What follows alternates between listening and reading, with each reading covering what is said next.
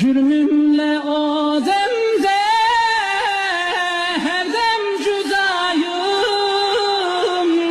kapımda bir köle, bahtı karayım.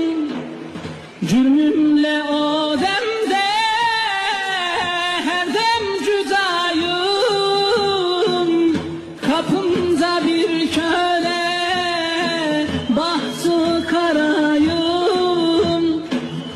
Dedim ki ben nasıl nereye varayım? Dediler ki gitmelisin o gül kokan menzile. Dedim ki ben